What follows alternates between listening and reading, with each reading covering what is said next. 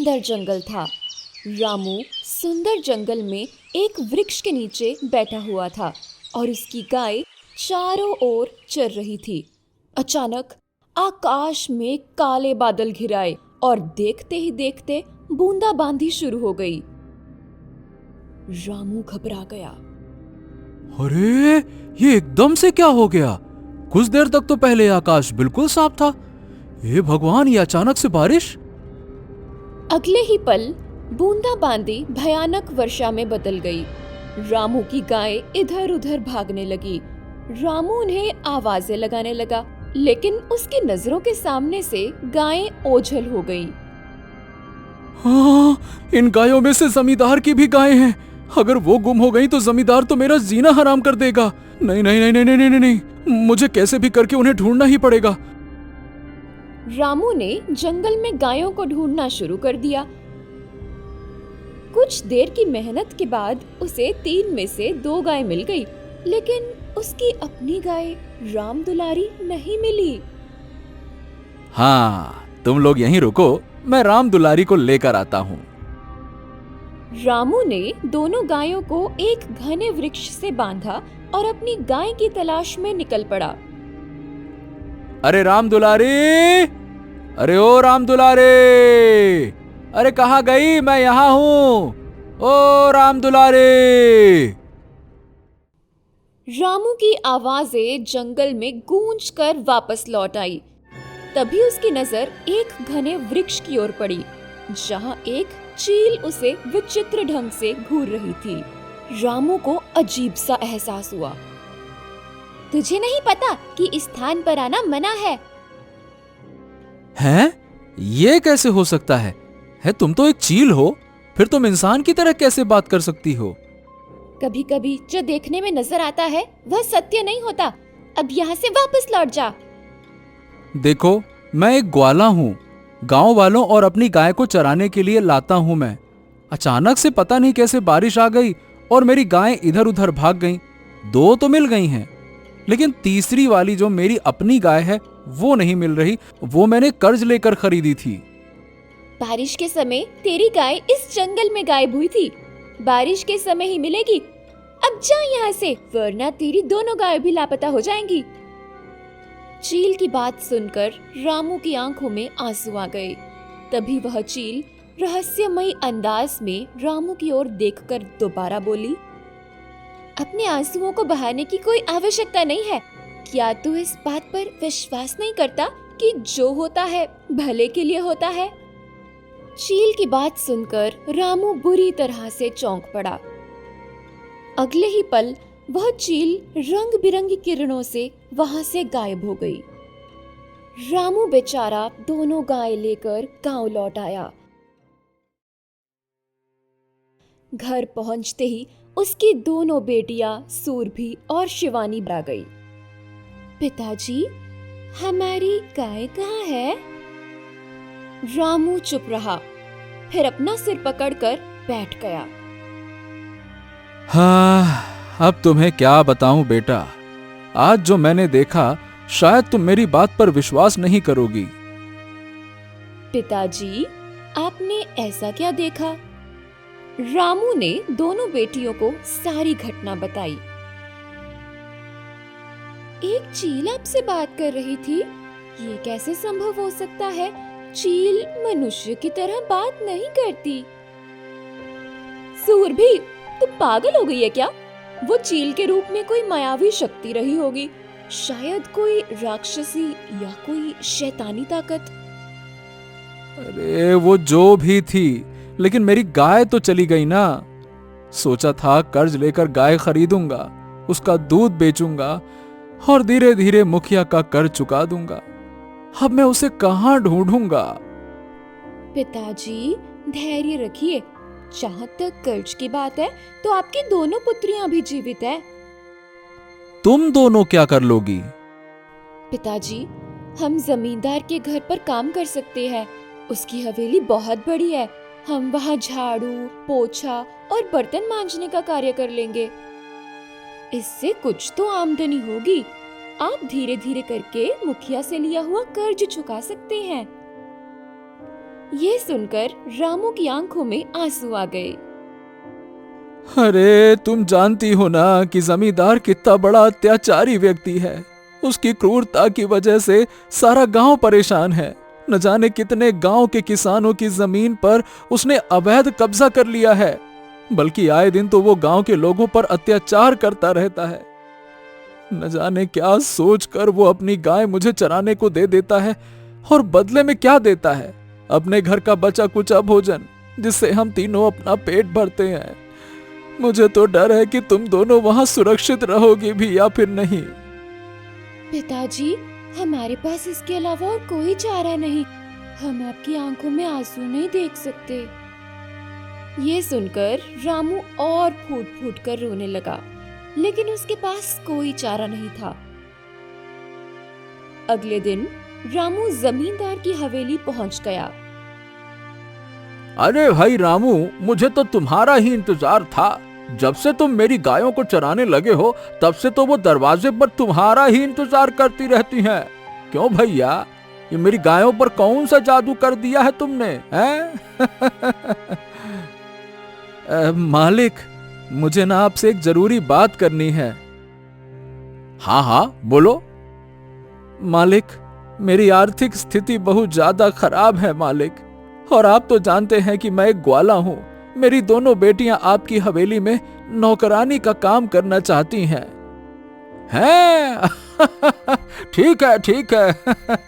वैसे भी मुझे नौकरानियों की जरूरत थी, लेकिन बदले में देखो भैया, मैं उन्हें ज्यादा धन नहीं दूंगा। हाँ हाँ, नहीं ठीक है मालिक, आप जितना भी देंगे मुझे मंजूर है। हाँ तो फिर ठीक है, कल से उन्हें काम पर भेज देना। और हाँ, ये दोनों गायें ले जाओ, इन्हें चरा कर तो ले आओ, जाओ। रामू दोनों गायों को लेकर हवेली से बाहर आ गया। वो गांव के बाजार पहुंचा ही था कि तभी उसे मुखिया मिल गया। अरे रामू, अच्छा हुआ जो तू मुझे यहाँ मिल गया। मैं तेरे ही घर जा रहा था। क्या हुआ मुखिया जी? अरे हुआ क्या, तूने मुझसे कर्ज लिया था, उसी के बारे में बात करनी है। देख भाई, अचानक से धन की जरूरत पड़ गई है। या तो तू मुझे मेरा कर्ज लौटा दे, नहीं तो भाई अपनी गाय दे दे। मैं उसे बेचकर धन की भरपाई कर लूंगा। बाद में तू मुझसे और धन ले लेना और दूसरी गाय खरीद लेना, ठीक है? मुखिया जी, मैं शाम को आपके पास आने ही वाला था। दरअसल कल मैं अपनी गाय चराने के लिए जंगल गया था। वहां मेरी गाय जंगल में गुम हो गई। ये सुनकर मुखिया का चेहरा तमतमा उठा। ये क्या बकवास कर रहे हो तुम? अरे अगर जंगल में तुम्हारी गाय गुम हो गई तो भाई मेरा कर्जा कैसे चुकाओगे? मुखिया जी, मैं आपकी एक एक पाई चुका दूंगा। मैं अभी जमींदार से अपने दोनों बेटियों के काम की बात करके आया हूँ। जमींदार उन्हें काम देने को भी तैयार हो गया है। बस हम धीरे धीरे करके आपका पूरा कर्जा चुका देंगे, आप निश्चिंत रहिए। छे छे छे छे छे छे छे छे, अरे कैसा मर्द है रे तू, जो अपनी बेटी से नौकरानी का काम करवा रहा है। लानत है तेरे जैसे ग्वाले पर। इससे अच्छा तो चुल्लू भर पानी में डूब जा। इतना कहकर मुखिया वहां से चला गया। रामू की आंखें फिर से भर आई। इस पूरे दृश्य को दूर से गंगाताई देख रही थी। वो धीरे धीरे रामू के पास आ पहुंची। शाम को मेरे घर पर आना, तुझसे बहुत जरूरी बात करनी है। रामू चुपचाप वहां से चला गया और जंगल में अपनी गाय चराने चला गया। उसने बहुत कोशिश की, लेकिन उसकी गाय नहीं मिली। थक हार कर वह शाम को लौटा और दोनों बची गायों को जमींदार की हवेली में बांध आया। फिर वह अपने घर आया और अपनी दोनों बेटियों से बोला, सुनो बच्चों, मैं जमींदार से बात करके आया हूँ। कल से तुम दोनों काम पर चली जाना, ठीक है ना? ठीक है पिताजी, हम तैयार रहेंगे। इतना कहकर रामू घर से बाहर जाने लगा। पिताजी, अब कहाँ जा रहे हो? अरे वो गंगा ताई ने मुझसे कहा था शाम को घर आने के लिए, तो बस उन्हीं से मिलने जा रहा हूं बेटा।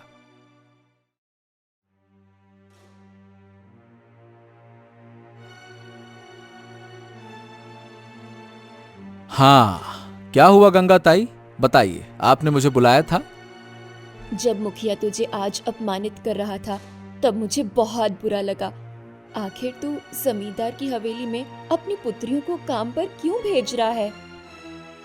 हाँ, क्या कहूँ गंगा ताई, मेरे पास इसके अलावा तो और कोई चारा भी नहीं है। मैंने मुखिया से कर्ज लेकर गाय खरीदी थी जो जंगल में गुम हो गई।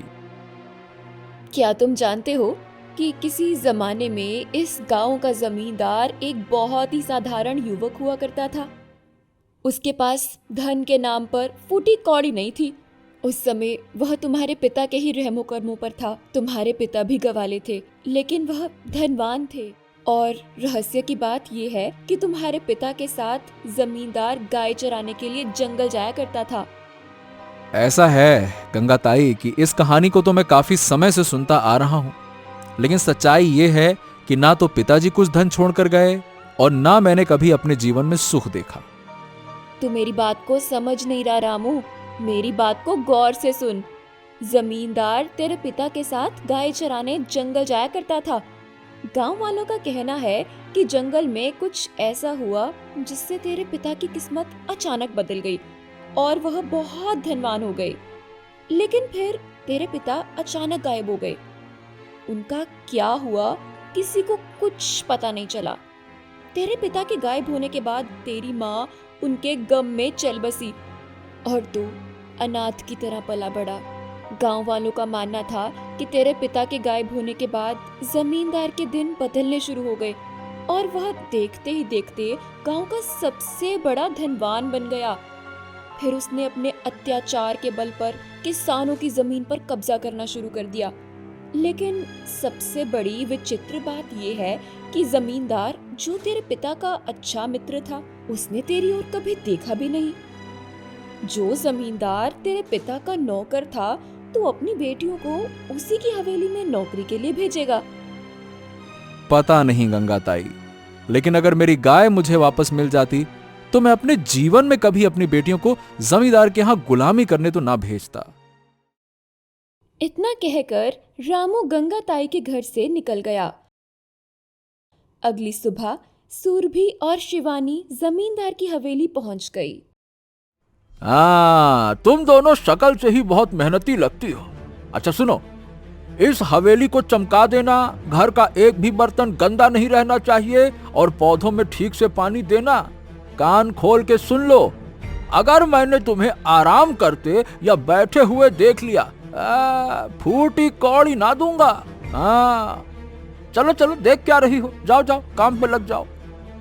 शिवानी और सुरभि चुपचाप हवेली की सफाई में जुट गई। समय ऐसे ही बीतने लगा। एक दिन शिवानी और सुरभि हवेली की सफाई कर रही थी कि तभी उनकी नजर एक बंद कमरे पर पड़ी। जब से हम दोनों यहाँ पर आए हैं, तब से ये कमरा बंद ही देख रहे हैं। क्या हम इस कमरे को खोलकर इसकी सफाई करें? मैंने कल देखा था कि जमींदार चुपके से इस कमरे के अंदर गया था और कुछ देर बाद जब बाहर निकला तो उसके हाथ में एक बड़ी सी पोटली थी। इस कमरे में कोई तो रहस्य है। मैं तुझसे इस सिलसिले में बात करने वाली थी। तो फिर देर किस बात की? चलो देखते हैं कि इस कमरे में क्या रहस्य है। जैसे ही दरवाजा खोला, अगले ही पल सुरभि की आंखें आश्चर्य से फटी की फटी रह गई। उसने देखा कि कमरे के अंदर एक सुंदर गाय बंधी हुई थी, जिसकी आंखें स्वर्ण किरणों से जगमगा रही थी। दोनों ने तुरंत दरवाजा बंद कर दिया और घबराए हुए अंदाज में जमींदार को देखने लगी।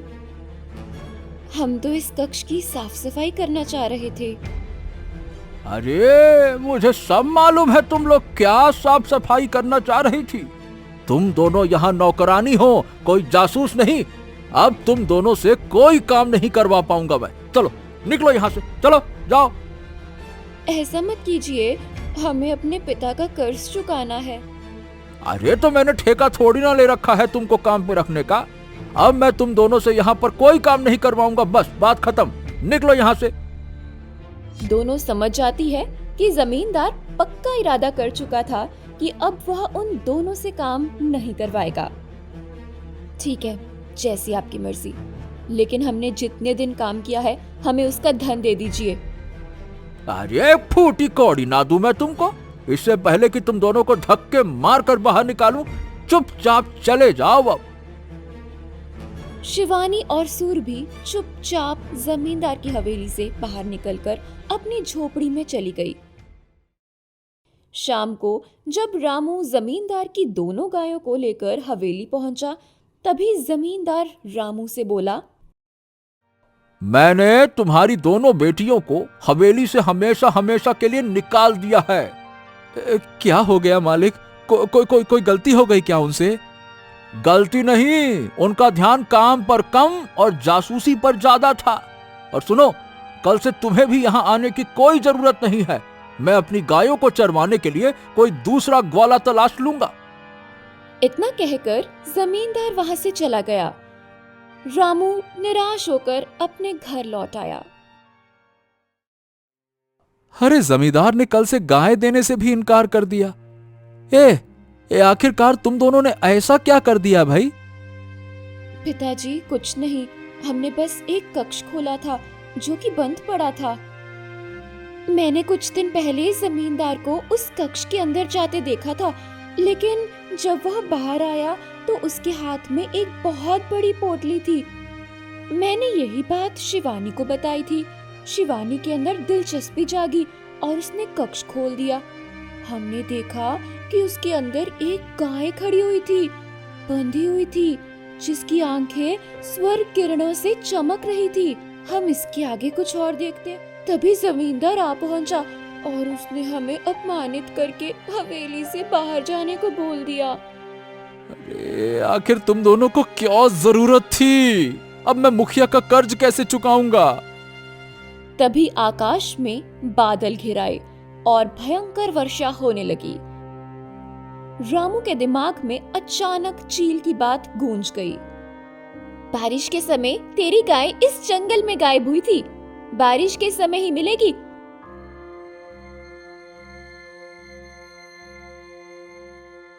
पिताजी आप बाहर क्यों जा रहे हैं? मुझे चील की बात याद आ गई। उसने कहा था कि वर्षा के समय मेरी गाय गायब हुई थी, वर्षा के समय ही मिलेगी। हो सकता है मेरी गाय मिल जाए तो ये सारा का सारा किस्सा ही खत्म हो जाए। बेटा मैं जा रहा हूं। इतना कहकर रामू भीषण बारिश में रात के समय जंगल की ओर निकल गया। रात के अंधेरे में रामू उस जगह पहुंच गया जहां से उसकी राम दुलारी गाय खो गई थी। उसकी आंखों में उम्मीद की लौ थी। राम दुलारी, अरे ओ राम दुलारी, मैं आ गया, कहाँ हो तुम? तभी वही चील रंग बिरंगी किरणों से वहां पर प्रकट हो गई। बड़ा समझदार निकला तू, जो मेरी भाषा को समझ गया। तुझे अपनी गाय चाहिए, चल मेरे साथ। अब कहाँ ले जा रही हो तुम मुझे? जिसे तू खोया समझ रहा था, वह तुझे वही मिलेगी जहां तूने विश्वास नहीं खोया।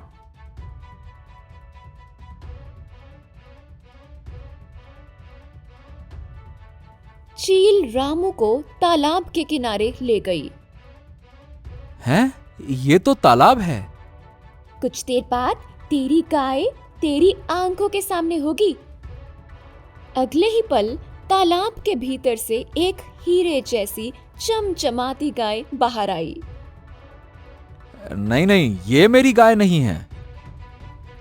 फिर भी सोच, इसे बेचकर तू धनवान बन सकता है।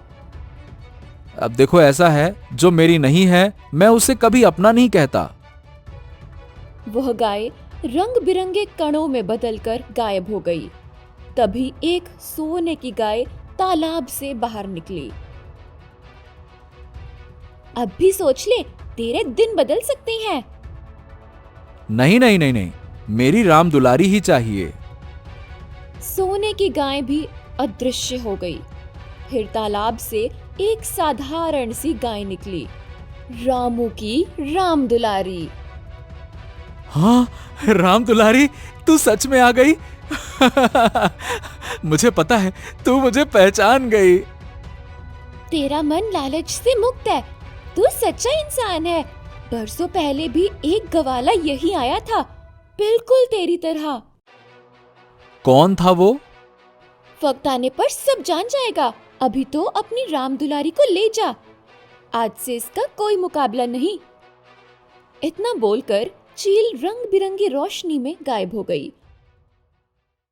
रामू राम दुलारी को लेकर घर लौट आया।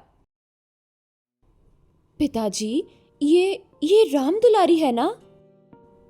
आपको कहाँ मिली? जैसी गई थी बेटा वैसे ही वापस आ गई। इतना बोलकर रामू सारी घटना बताने लगा। पिताजी, अगर आपको हीरे और सोने की गाय मिली थी तो कोई एक तो रख सकते थे। सुनो, अगर मैं ऐसा करता तो मेरी राम दुलारी मुझे कभी नहीं मिलती बेटा। जो चीज हमारी नहीं है उसे अपना कैसे कहें, बताओ भला। आपने बिल्कुल सही कहा पिताजी। कुछ देर बाद रामू और उसकी बेटियां गहरी नींद में सो गई। लेकिन रात के समय अचानक राम दुलारी गाय की चिल्लाने की आवाज से उनके सपने टूट गए। हाँ, ये क्या हो रहा है? पिताजी, राम दुलारी की आवाज सुनाई दे रही थी। कुछ तो गड़बड़ है। राम दुलारी की आंखों से सुनहरे रंग की किरणें निकलने लगी। इन किरणों से पूरे आकाश में एक अद्भुत चमक फैलने लगी। हाँ, ये क्या हो रहा है? हमारी गाय की आंखें तो वही चमक रही है जैसे जमींदार की गाय की आंखों में चमक रही थी। अचानक राम दुलारी के आंखों से रंग बिरंगी किरणें निकलने लगी और देखते ही देखते वहां स्वर्ण मुद्राओं का ढेर एकत्रित हो गया। ये तो चमत्कार हो गया। हमारी गाय राम दुलारी चमत्कारी हो गई। ईश्वर ने हमारी सुन ली। अब हमें गरीबी से जूझने की जरूरत नहीं। रामू की आंखों से आंसू बहने लगे। वह स्वर्ण मुद्राओं को बटोरने लगा और उसकी मुस्कान में कुछ खास था। राम दुलारी, हाँ, तुमने मुझे सच में बचा लिया।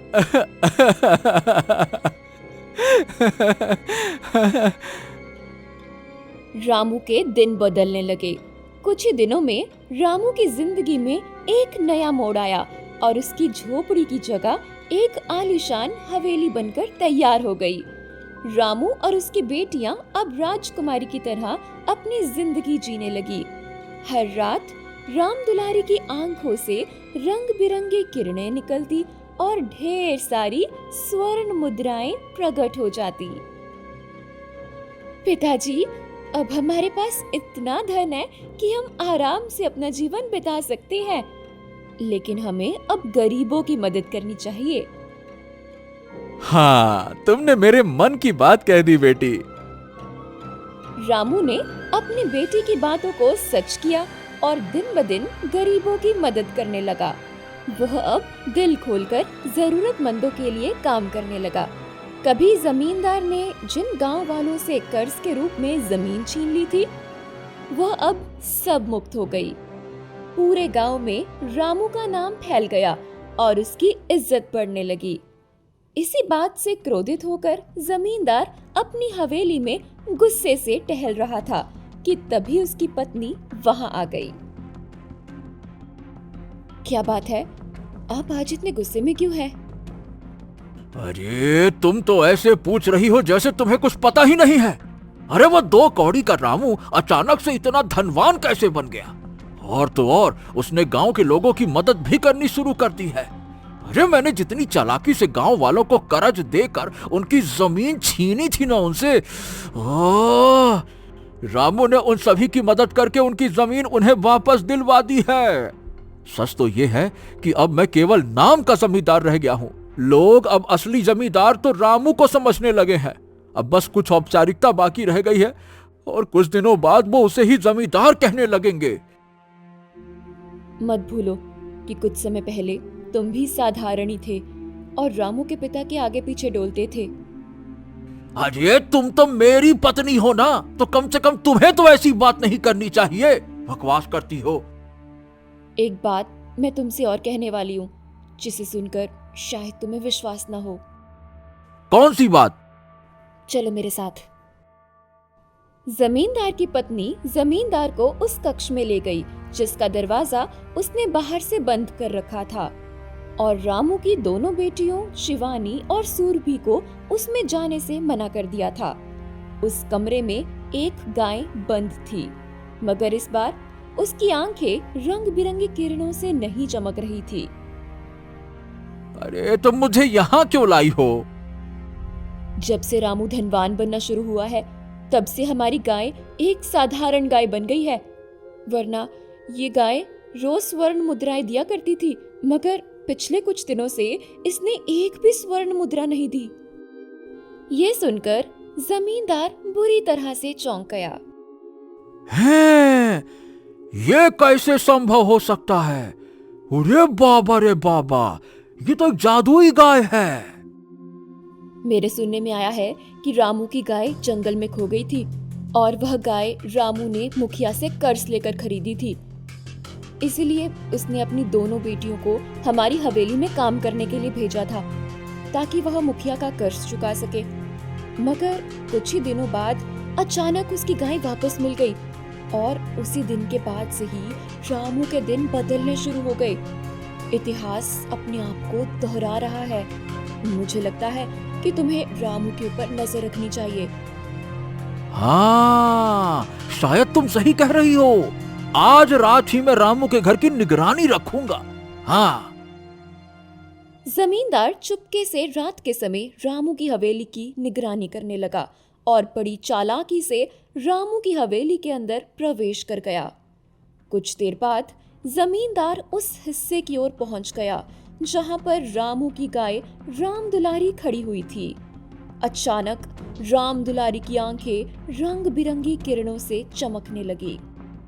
हे ससुरा, इसकी गाय की आंखें तो बिल्कुल वैसी ही सुनहरी किरणों से चमक रही हैं जैसी मेरी गाय की आंखें चमका करती थीं। जमींदार ने इतना कहा ही था, अगले ही पल राम दुलारी की आंखों से किरणें निकलने लगी, और देखते ही देखते वहां पर स्वर्ण मुद्राओं का ढेर लग गया। ये देखकर जमींदार बुरी तरह से चौंक गया। अब समझा, रामू के हाथ ये चमत्कारी गाय लग गई है। लेकिन मेरी एक बात समझ में नहीं आती, मेरी चमत्कारी गाय ने चमत्कार करना बंद क्यों कर दिया? तभी वहां पर सूरभि और शिवानी आ गई। जमींदार नजर बचाता हुआ हवेली से बाहर निकल गया और दौड़ता हुआ अपनी हवेली पहुंच गया। हे भाग्यवान, तुम बिल्कुल सही कह रही थी। उनकी गाय बिल्कुल वही हरकत कर रही है जो हमारी गाय किया करती थी। इससे पहले कि रामू सच्चाई की जड़ तक पहुंच जाए, तुम्हें या तो रामू को खत्म करना होगा, या फिर उसकी गाय का स्वर्णाश करना होगा, या फिर उसकी गाय को किसी भी तरह से छीनना होगा, नहीं तो तुम बच नहीं पाओगे। जमींदार की आंखों में गुस्सा झलकने लगा। हाँ, अब तो मैं वो गाय रामू के पास किसी भी कीमत पर रहने ही नहीं दूंगा। हाँ, बहुत सरल उपाय है। देखो, कुछ देर बाद बहुत गहरी रात हो जाएगी, और गहरी रात में हम अपनी गाय रामू के घर पर बांध देंगे, और रामू के घर की गाय बड़ी ही चालाकी से अपने यहाँ ले आएंगे। ठीक वैसे ही उसकी गाय को चोरी किया जाएगा जैसे बरसों पहले उसके पिता की गाय को चोरी किया गया था। कुछ देर बाद रात गहरी हो गई। जमींदार अपनी पत्नी के साथ अपनी गाय निकालकर रामू की हवेली में ले गया, और बड़ी चालाकी से उसे उस स्थान पर पहुंचा दिया जहां पर रामू की गाय बंधी थी। जैसे ही जमींदार की गाय वहां पहुंची कि रामू की गाय बड़ी विचित्र नजरों से जमींदार की गाय को देखने लगी। अब देर मत करो, उस गाय को खोल दो और इस गाय को बांध दो। जमींदार की पत्नी ने इतना कहा ही था कि अगले ही पल एक धमाका हुआ। उस तेज धमाके में रामू, सूरभि और शिवानी की आंख खुल गई। वे तीनों दौड़ते हुए वहां पर आ पहुंचे, और वहां पर जमींदार और उसकी पत्नी को देखकर चौंक गए। पिताजी, ये तो जमींदार की वही गाय है जो कमरे में बंद थी। अगले ही पल रंग बिरंगी किरणों से वहां पर वही चील प्रकट हो गई और गुस्से से जमींदार को घूरने लगी। मैं जानती थी कि जब मैं रामू को चमत्कारी गाय दूंगी तो तू यहाँ पर जरूर आएगा। अरे कौन हो तुम? जमींदार के इतना कहते ही वो चील रंग बिरंगी किरणों से एक सुंदर स्त्री में प्रकट हो गई। मैं वन की देवी हूँ।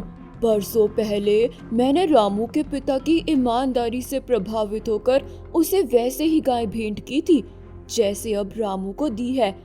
और तुझे जब उस रहस्य का पता लगा और तूने बड़ी चालाकी से रामू के पिता की गाय को चुरा लिया और रामू के पिता को जंगल में बातों में ले जाकर मारकर तालाब में फेंक दिया और उसकी गाय के सहारे तो देखते ही देखते धनवान बन गया और गांव वालों पर अत्याचार करना शुरू कर दिया।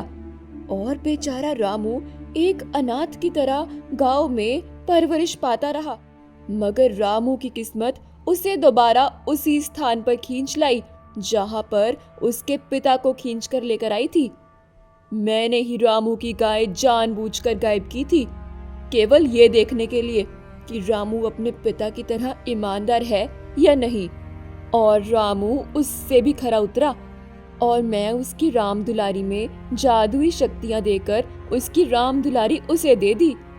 लेकिन खास बात यह है कि उसमें एक ऐसी शक्ति भी थी कि जैसे ही राम दुलारी ने गांव में कदम रखा, उसकी शक्ति की वजह से जो मैंने गाय रामू के पिता को दी थी, जिसे तूने छीन लिया था, जो बरसों से तुझे स्वर्ण मुद्राएं दे रही थी, और उसकी शक्ति खत्म हो गई, तो तू उसकी गाय को चुराने का प्रयास करेगा। तो इस गाय को यहाँ पर बांधकर रामू की गाय को चुराने का प्रयास करेगा। और तूने वही किया। ये सुनकर रामू की आंखों में क्रोध उतर आया। जमींदार, तूने मेरे पिता की हत्या की जबकि मेरे पिता तुझे अपना दोस्त समझते थे। तुझे सजा मिलेगी और तेरी पत्नी को भी, क्योंकि वह भी बराबर की दोषी है। इतना कहकर वन की देवी की आंखों से रंग बिरंगी किरणें निकलने लगी और जमींदार और उसकी पत्नी के शरीर में आग लग गई और कुछ ही देर बाद वो जलकर राख हो गए। वन की देवी प्रसन्न होते हुए रामू से बोली, जमींदार और उसकी पत्नी का किस्सा खत्म हो गया। अब तुम ही इस गांव के जमींदार हो। याद रखना, तुम्हारी राम दुलारी तब तक चमत्कारिक रहेगी जब तक तुम्हारे मन के अंदर लालच नहीं रहेगा।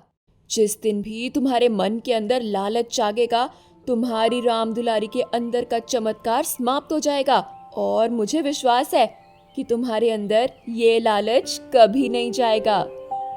इतना कहकर वन की देवी वहां से गायब हो गई। गांव वालों को जमींदार से मुक्ति मिल गई और रामू गरीबों की मदद करने लगा।